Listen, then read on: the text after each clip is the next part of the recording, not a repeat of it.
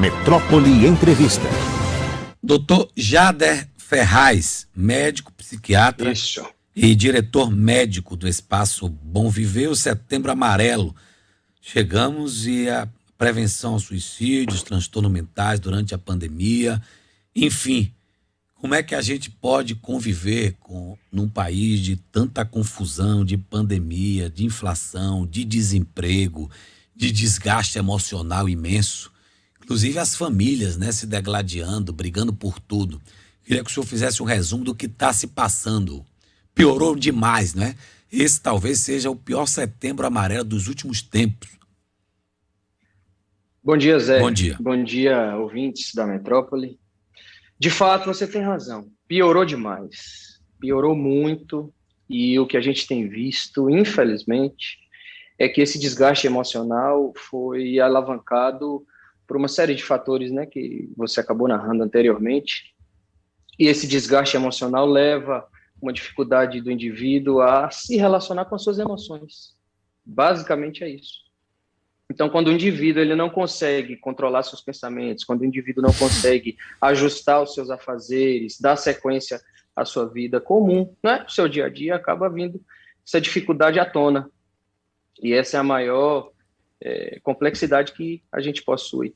Então, a psiquiatria hoje vem com um cenário cada vez mais lúcido para poder ajudar pessoas. Então, você que está, de repente, numa situação de desgaste emocional, de ansiedade, sintomas negativos, sem condição de controlar os seus pensamentos, né? Zé citou algumas situações anteriores aí. Você pode buscar ajuda. E a ajuda do profissional, ela é uma ajuda muito lúcida. Hoje a gente tem caminhado, né, de mãos dadas, com a psicologia, com a atividade física, com a mudança de hábitos e com bons medicamentos, né? A utilização de medicamentos, ela deve ser sempre respeitada e deve ser sempre indicada pelo profissional médico, mas em conjunto com os remédios, cada vez mais a gente tem, dentro desse cenário, utilizado ferramentas não farmacológicas para a gente poder lidar com o nosso dia a dia, com os nossos desgastes, com os nossos traumas. Infelizmente, a pandemia demonstrou isso de uma maneira mais transparente, e isso acaba trazendo um desgaste emocional e piorando cada vez mais, né, a saúde mental das pessoas. Pois é. E como é que a gente pode perceber que a nossa saúde mental está afetada? Como é que a gente pode entender no nível de estresse, na oscilação diária? Como é que a gente pode entender, por exemplo, Abraão está com a saúde mental afetada? Ótimo, ótima pergunta. A partir do momento que o indivíduo começa a apresentar um descontrole dos seus pensamentos, de que forma? Da maneira mais palatável, né? Mais transparente. Quando eu não consigo compreender e não consigo dar sequência aos meus pensamentos, quando eu não consigo ajustar o que eu penso, quando eu não consigo roteirizar, ter um planejamento para realizar, por exemplo, aqui, né, em relação a nós, a gente tem um roteiro de vida, a gente acorda, a gente dá sequência ao nosso plano do dia, vocês, né, na rádio têm uma sequência de entrevistas. Então, quando a gente perde essa funcionalidade, essa capacidade de planificar, de dar roteiro à nossa vida, é um dos primeiros passos de percepção para que o indivíduo procure essa ajuda. Então, vou citar um exemplo mais prático. Eu trabalho com telemarketing. No momento que eu me desgasto emocionalmente, pensando no meu trabalho, eu não consigo entregar os meus resultados, eu não consigo dar sequência aos meus atos. É um primeiro momento que eu preciso parar, trazer uma reflexão e buscar ajuda. Outra situação, eu trabalho numa estrutura de rotina de empresa e eu não consigo sequenciar essas ações. Eu tenho uma rotina de vida, eu estou em casa, né? Programo minha rotina de vida para dar sequência no meu lar, né? Roteirizando o meu dia a dia ali, cuidando dos meus filhos, e aquilo me traz um desgaste emocional e eu não consigo lidar com aquelas coisas e não consigo fazer as minhas ações, não consigo ter funcionalidade. É a hora que a gente precisa começar a buscar ajuda. A pandemia trouxe uma dificuldade ainda maior, porque tirou todos nós da nossa estrutura de vida comum. A gente saía, fazia os nossos afazeres e voltava para casa, né? Vocês, no caso, e nós também, e alguns outros setores da sociedade, somos eleitos como setores essenciais, né? A imprensa é um setor essencial e noticia bastante, e precisa estar cada vez mais noticiando para dar sequência a rotina de vida das pessoas e traz um alento para todo mundo no momento que a gente ouve vocês. Mas essa rotina modificada trouxe uma dificuldade ainda maior. Eu precisei quebrar a minha rotina, mudar a minha rotina de forma obrigatória para não, né, enfim, não, para a diminuição desse risco de contaminação. Então, isso traz um desgaste emocional. Será que eu vou me manter no meu emprego? Será que meu emprego vai continuar existindo? Será que eu vou conseguir justificar para o meu patrão que eu preciso continuar no emprego? Será que eu vou conseguir quitar as minhas dívidas? Toda essa dificuldade traz um desgaste emocional, traz esse momento de preocupação exacerbada. E essa preocupação exacerbada, elevada, é um primeiro momento de percepção. Opa, não estou bem, preciso de ajuda. Não estou conseguindo lidar com os meus pensamentos. Esse é o primeiro passo que a gente categoriza como um passo necessário para buscar essa ajuda. Não estou lidando bem com a minha estrutura de pensar, o meu roteiro de vida do dia a dia. Bom, nós temos aí colegas que estão com a síndrome, não é? Do burnout. Sim. Não é? Queria que você, colegas de TV, uma Sim. continua Sim. afastada até hoje, não conseguiu voltar até agora, já tem acho que uns 5 meses que não consegue voltar. A outra, graças a Deus, está voltando aos poucos, mas eu estou tornando público aqui porque as duas tornaram publicamente o que elas estão sofrendo, que é a Jéssica Senra e que é a Mariana Aragão. Todas as duas pertencem ao quadro da Rede Bahia. Primeira pergunta, o que é isso? Que síndrome é essa que faz a pessoa não ficar em casa e não querer trabalhar, não ter força para trabalhar? E é um quadro muito grave e preocupante. Queria que você falasse sobre como é que ela vem, como é que você consegue vencer essa síndrome de burnout. Burnout, perdão. É o nome, burnout, isso. Nada, tudo bem. Primeiro, eu queria parabenizar pela coragem das colegas em explicitar isso, porque muitas pessoas sofrem com isso. Cada vez mais a gente tem recebido nos nossos consultórios pessoas com esse tipo de sofrimento. Então, gostaria novamente de reiterar parabenização a elas por terem se doado para a gente falar sobre isso. Segundo, em relação à síndrome, é importante a gente ter a consciência de que é uma escala de gravidades, né? É uma escala de construção de doença. Primeiro, eu entro nesse cenário que eu narrei anteriormente de prejuízo, eu não consigo planificar o meu dia a dia. Aquilo que eu faço me desgasta. Então, esse é o primeiro momento em que o indivíduo deveria buscar essa ajuda. Então, eu preciso sair todos os dias, fazer o meu trabalho e dar sequência aos meus atos. E a vida vai, né, tendo essa sequência. Então, a síndrome de burnout é quando o indivíduo ele perde essa competência do ponto de vista emocional de lidar com esse dia a dia. Aquilo que ele faz ou que ela faz traz um desgaste emocional. Então, uma atitude de defesa é negar a ida, é negar a condição de realizar. Então, quando a gente diz a pessoa não consegue, é importante a gente ter muita cautela. Não é um não conseguir opcional, é uma incapacidade momentânea que a pessoa apresenta por conta de um prejuízo de doença. Que é isso? Simplesmente aquilo traz um desgaste emocional tão amplo, tão forte, tão firme para a vida da pessoa, que o primeiro momento é tentar não estar próximo daquilo que traz um desgaste. Só para vocês terem uma ideia, existem algumas categorias profissionais que trazem doenças mentais. A primeira é a nossa, claro, né? A psiquiatria sofre porque a gente lida com muitos problemas mentais. A segunda categoria é o jornalismo.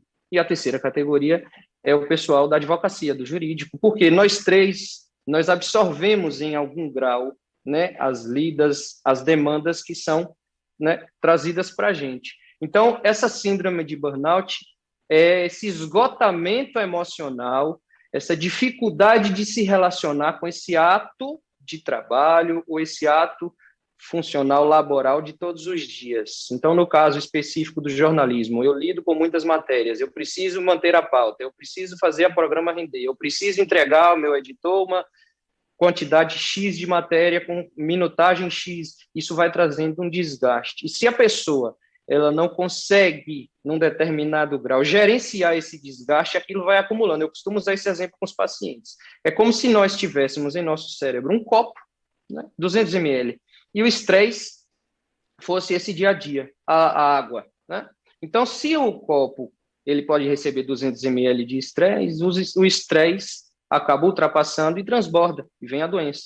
Então, todas essas ferramentas que eu narrei, a busca de um profissional, uma atividade física, uma mudança de hábitos, uma ajuda profissional com um psicólogo, acaba aumentando essa borda de copo, dando a gente capacidade de gerenciar esses estresses do dia a dia, como você narrou. Então, no caso específico do jornalismo, como eu disse anteriormente, são várias as situações que trazem esse desgaste. Vocês sabem muito bem, né? A gente precisa ajustar horário, precisa compor uma matéria junto com a outra, a gente precisa dar sequência aos nossos atos. Isso traz um desgaste emocional, semana a semana, mês a mês, ano a ano, de grande monta.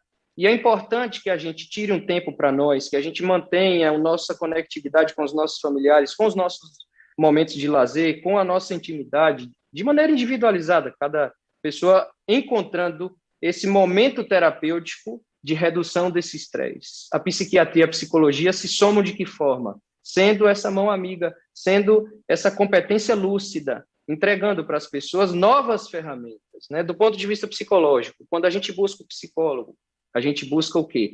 Encontrar em conjunto com o profissional um norte para esses nossos pensamentos. De que maneira a gente pode categorizar e sair desse cenário que nesse momento é negativo. Quando a gente procura o profissional psiquiatra, a gente encontra essa ajuda em conjunto com boas medicações que vão reduzir esse desgaste emocional, essa ansiedade, esses sintomas ansiosos depressivos. Então, tudo isso são ferramentas que a medicina, a psicologia, a educação física, elas encontraram em conjunto para poder entregar para a pessoa saúde. E essa é uma ferramenta que cada vez mais a gente tem entregue à sociedade. Então, o importante para quem está passando por esse tipo de desgaste emocional, procurar ajuda, uma ajuda que vai vir sempre de uma maneira cada vez mais lúcida. Como você narrou, algumas pessoas conseguem retornar para seu nível de lucidez e sua funcionalidade. Olha, eu consigo realizar tais ações, mas tais ações eu já não consigo. A gente recebe no consultório, por exemplo, muitos professores que passam por isso. E é uma categoria que sofre também, né, um estresse muito elevado. Né? 20, 30 adolescentes em sala, todos os dias a gente tem que dar sequência a um conteúdo programático. Isso traz um desgaste emocional para algumas pessoas. Doutor, eu não consigo voltar para a sala de aula. Eu não consigo gerenciar essa questão de lidar com o adolescente. A gente pode tentar retornar com outro intuito, em restrição à sala de aula, em restrição ao ambiente momentâneo lá de ensino, mas a gente pode entregar, de repente, uma saída administrativa ou compor, junto com a equipe da escola, toda essa estrutura de trabalho para que o professor esteja na sala de aula. Existe, né, uma estrutura toda completa. Então, são exemplos que eu narrei que facilitam essa compreensão. O burnout é o esgotamento emocional que aquela estrutura de trabalho acaba por entregar para algumas pessoas. Doutor E Jader, a importância da gente é encontrar esse cenário de melhora junto com profissionais habilitados. Diga. Doutor Jader, bom dia, tudo bem? Aqui é a Nardelli, estou te Bom ouvindo, dia. gostando muito dos seus esclarecimentos. Eu imagino que muitos dos nossos ouvintes, né, a maioria das pessoas que nunca ouviram falar em burnout, não sabem o que é isso, muitas vezes Sim. não têm acesso aí a um psiquiatra ou a um psicólogo, vivem essa situação, mas não sabem nem sabiam o que era isso. E muitas vezes também não têm a oportunidade de chegar no seu trabalho e dizer, olha, eu estou vivendo uma situação de esgotamento emocional e eu não tenho como ir trabalhar. Pessoas que precisam ir trabalhar, vivem essa situação, não têm acesso a um psiquiatra ou um psicólogo. O que a gente pode dizer para essas pessoas para tentar esclarecer o que elas estão vivendo e diminuir esse sofrimento, de modo que elas consigam manter a função ali na vida, mesmo sem a possibilidade de comprar um medicamento, de fazer uma consulta com um psiquiatra? O que a gente pode dizer para essas pessoas? Num primeiro momento, a gente sempre orienta, né, que a pessoa ela tente em seu local de trabalho encontrar, dentro do diálogo, né, uma saída. Né? Eu narrei a situação anterior de uma empresa. E a empresa deixa um pouco mais claro. Eu trabalho como liderança e subalterno. Né? Eu sou o líder e tem 4 ou 5 pessoas que respondem a mim. dentro desse cenário, a gente pode, de repente, em diálogo, chegar em uma confluência. O que é isso? Olha, eu não estou, do ponto de vista emocional, sabendo lidar com essa competência. O outro colega pode me dar esse suporte num momento inicial, sim ou não. Dentro desse momento inicial, eu posso fazer o serviço do outro colega e assim a gente ajustar e equilibrar essas ações. É uma boa saída, né? A gente não está falando dessa busca do profissional, porque, de fato, para a maioria das pessoas, ainda, infelizmente, né, é difícil, mas dialogar com os colegas de trabalho, com as lideranças, com os colegas, né, de horizontalidade do mesmo nível de trabalho, é uma primeira saída. Então, esse diálogo é a primeira ferramenta que a gente pode encontrar. Poxa, não estou me sentindo bem, preciso, de repente, mudar essa estrutura de trabalho que eu estou lidando. É uma saída inicial. E, junto com isso, algumas mudanças de hábito. Por exemplo, atividade física. Atividade física, eu costumo dizer, é um medicamento. Quando a gente coloca no nosso cenário, na nossa rotina de vida, todos os dias, com os descansos, mas 5 ou 6 vezes por semana, uma atividade física, a gente diz para o nosso corpo, olha, se reequilibre. Eu preciso, fisicamente, que você esteja melhor.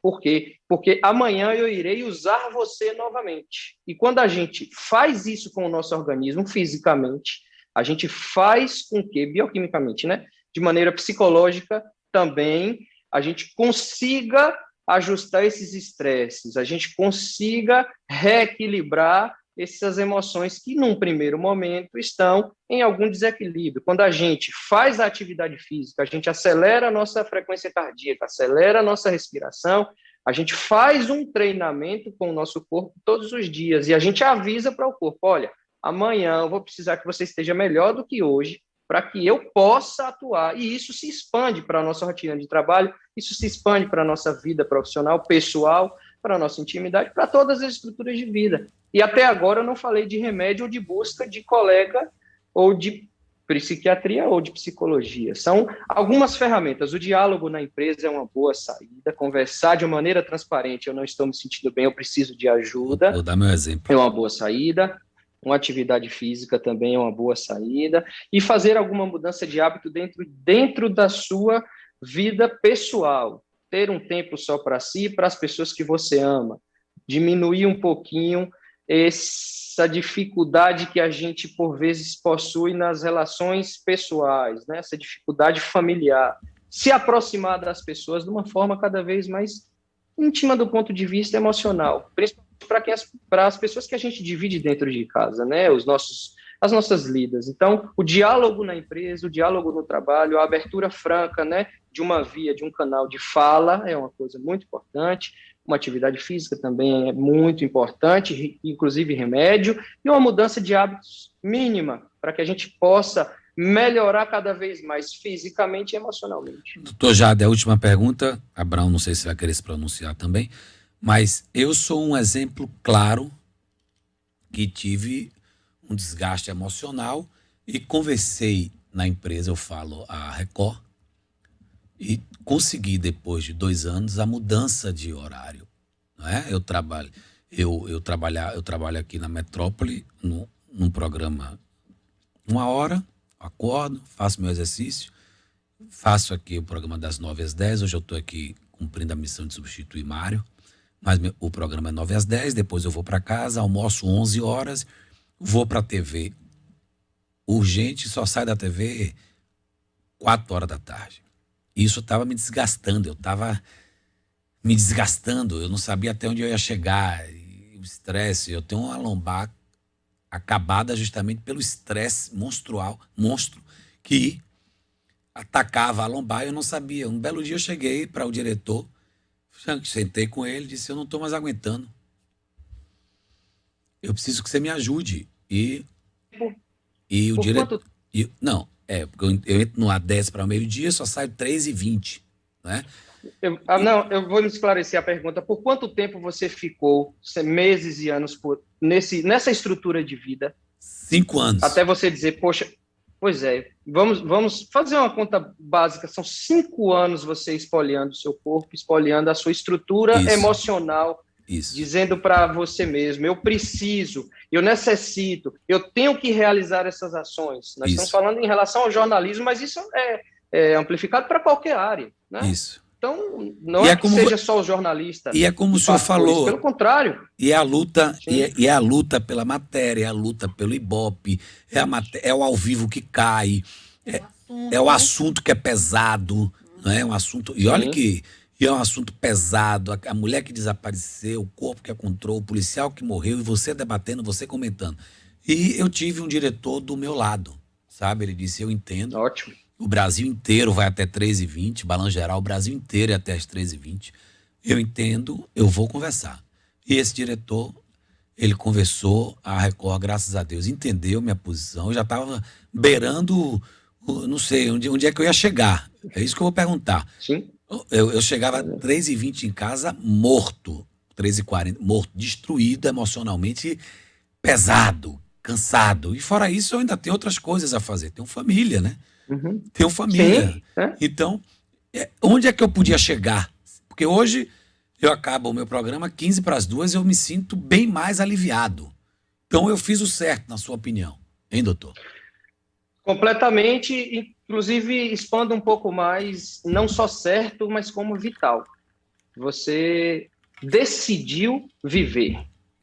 E isso é uma coisa que a gente coloca em prática todos os dias. Diga. Não, é isso aí. Eu decidi viver. Sim.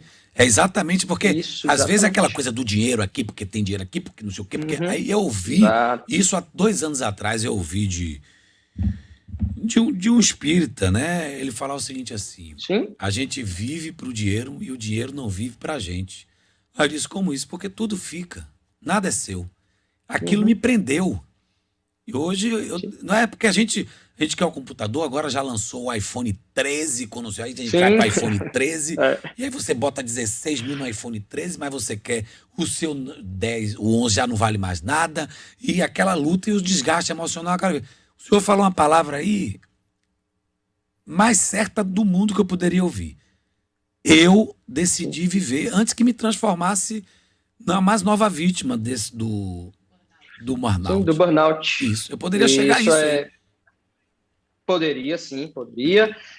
Dentro dessa estrutura de doença, né? Vamos tentar deixar um pouquinho mais claro. Isso. Eu continuo tendo esse desgaste emocional e eu não consigo realizar as minhas ações. Se eu chego ao ponto de dizer que eu não consigo mais e eu não vou, isso torna-se grave. A psiquiatria hoje entende como algo de agravamento. Para o adulto jovem, como todos nós, não realizarmos a nossa função laboral é entendido, é compreendido por nós como grave. A partir daí, a gente vai vivenciando esse desgaste emocional, frustração e culpabilidade todos os dias. Frustração, culpa, não consigo, eu preciso e não consigo. E vem a culpabilidade, eu tento novamente e não vou. E vem todo esse desgaste emocional, isso semanas ou meses, né? Vem a situação ansiosa, que é a preocupação em demasia. Eu preciso voltar. Alguém tomou o meu lugar, alguém vai tomar o meu lugar, mas eu não consigo. E todo esse desgaste vai levando a uma problematização, chegando a um nível cada vez mais de isolamento social, falta de prazer pela vida, dificuldade de compreensão dos sentimentos, dificuldade de explanação, de dizer o que sente, retraimento. A partir daí, Zé, para você ter uma ideia, existe todo um cenário de doença, mas a sua pergunta é muito oportuna, porque é importante a gente falar isso, porque nós estamos num mês extremamente vital para esse assunto. A gente pode chegar, dentro desse agravamento, até o ponto de pensar em acabar com a própria vida. Aí é o primeiro cenário negativo. Aí é que é o risco. Aí é que é o risco. Doutor Jader Ferraz, muito obrigado. Médico, psiquiatra, infelizmente nosso tempo acabou. Ele é diretor médico do Espaço Bom Viver. Vamos voltar mais vezes aqui. Obrigado. Fica com Deus. Foi ótima entrevista, viu? Que bom. Amém. Obrigado. Parabéns a você também. Parabéns a você, porque você demonstra o que nós somos hoje em dia. Uma psiquiatria lúcida. O indivíduo pode voltar para a funcionalidade completa. Isso. Sem sonolência, sem dopação, sem vício, com toda uma estrutura de tratamento cada vez mais unida. Isso, certo? isso. Um abração, doutor Jader.